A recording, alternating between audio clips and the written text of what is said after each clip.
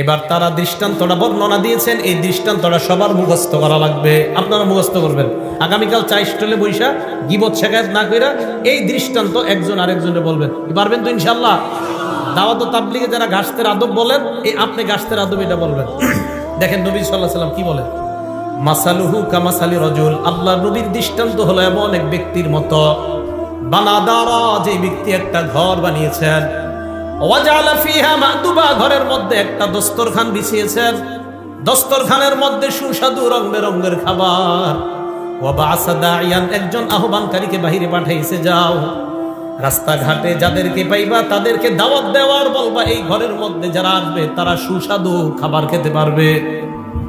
ফামান আজাবাদ দাইয়া দাখালাদ দার ওয়া আকালা মিনাল মাদুবা, তো একজন আয়েশা বলছে, ভাইও অমুক ঘরে সুন্দর দস্তরখান আছে, আপনারা আসেন যারা যারা খাবেন। একদল তার কথা সত্য মনে করছে, করার পর ঘরে গেছে, সত্যি সত্যি দস্তরখানের সুস্বাদু খাবার খাইছে। অমাল্লাম ইউজিবিদ দাইয়া, আরেকদল তার কথার সাড়া দেয় নাই, ওয়ালাম ইয়াকুলিদ দার, ঘরের মধ্যেও ঢুকে নাই, ওয়ালাম ইয়াদখুলিদ দার, ঘরের মধ্যেও প্রবেশ করে নাই, ওয়ালাম ইয়াকুল মিনাল মাদুবা, দস্তরখানের খাবারও খায় নাই। তাহলে যিনি ঘোষণা দিছে তার কথা বিশ্বাস করার ক্ষেত্রে দুই দল, একদল বিশ্বাস করছে, ঘরে গেছে, দস্তরখানের খাবার খাইছে, আরেক দল বিশ্বাস করে নাই, ঘরেও যায় নাই, দস্তরখানের খাবারও খায় নাই। এই কথা ফেরেশতা একদল আরেক দলের সাথে বলা বলি করে, আমার নবী ঘুমায় আছে, তবে নবীর চোখ ঘুমাইতেছে, অন্তর দ্বারা সব উপলব্ধি করতেছে।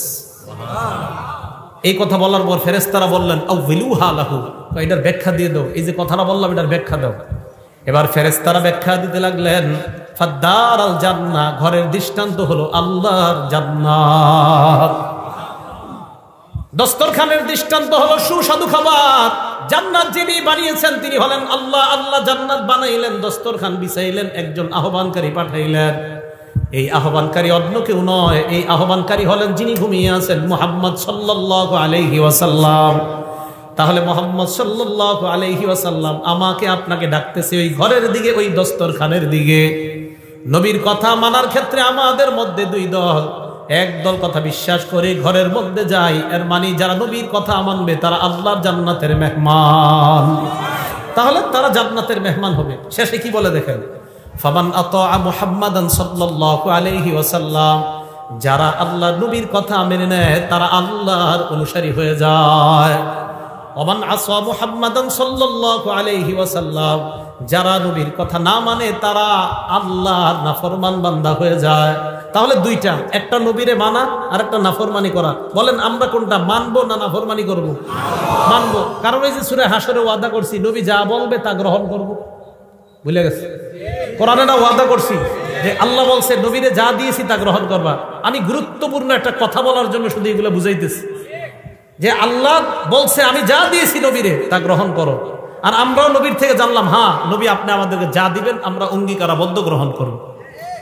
সাহাবা উবাদা ইবনে সামিত রাদিয়াল্লাহু তাআলা আনহু কি বলেন দেখেন, নাসাই শরীফ হাদিস নাম্বার 4149 নম্বর হাদিস। তিনি বলেন, বায়া'নান নাবিয়্য সাল্লাল্লাহু আলাইহি ওয়াসাল্লাম আলা সামঈ ওয়াত তাআ, আমরা নবীর হাতে হাত রেখে বায়াত হলাম, আলা সামঈ, নবীর কথা শুনবো, ওয়াত তাআ, নবীর কথা মানবো। বলেন নবীর কথা, নবীর কথা কেন সূরা হাশরে ওয়াদা করছি নবী যা বলবে তা গ্রহণ করব।